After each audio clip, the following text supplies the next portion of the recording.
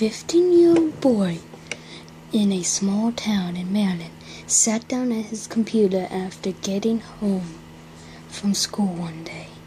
He turned it on and logged into an instant messaging program, and was then surprised to receive a message from a classmate of his who has been absent that day. It consists of 2 words: "Please come." Confused, the boy sent a reply asking why he'd been absent that day. After 2 more messages and 15 minutes with no response, he decided to get on his bike and head over to his classmate's house. It was a short ride, only about 5 minutes away. When he got to the house, he found the door was unlocked. Inside, apparently, dried blood was splattered over the walls and floors, and an unrecognizable figure was crumpled against the far wall. It was missing an arm and a leg. A bloody streaks on the floor led away from the body and into the kitchen. The boy slammed the door closed and immediately called 911 on his cell phone. When the police arrived, they found 3 corpses as well as tracks leading away from the house from the back door. The forensic report concluded that the entire family, the boy's classmate, and his parents have been killed sometime the previous night.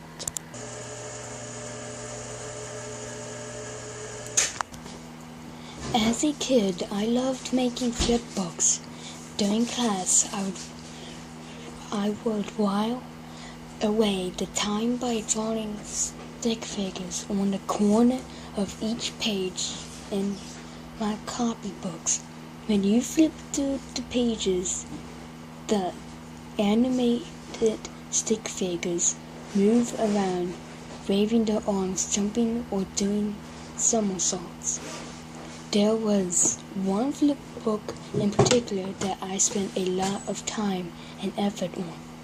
It was very long, and I drew a little stick man walking into the page, waving at me, and then walking off. I would look at it at least a dozen times the day that I made it. But after a while, it got boring. Kids are rarely entertained by one thing for very long. I tossed it over my shoulder and never gave it a second thought. Years later, I was cleaning out my bedroom closet when I came across the old flip book. I could barely remember making it, and for old time's sake, I flipped through it once more. The pages hadn't aged at all. I flipped through a second time. The little stick man walked onto the page and waved at me, but he didn't walk off. Instead, a second stick man joined him. As the second stick figure walked across the page, I noticed he was carrying something in its hand. It looked like an iron bar or a baseball bat. He stood next to the first stick man for a moment, then whacked the poor fellow across the head with the bat. The stick man fell to the ground, and the second stick figure began beating his head again and again and again until it was a bloody plump. Bloody red ink ran from the stick man's broken body and flowed across the page. The killer stick figure proceeded to bend down and tear the first stick man's body apart, limb by limb. Once he was done, he bent the arms and legs and turned them into letters.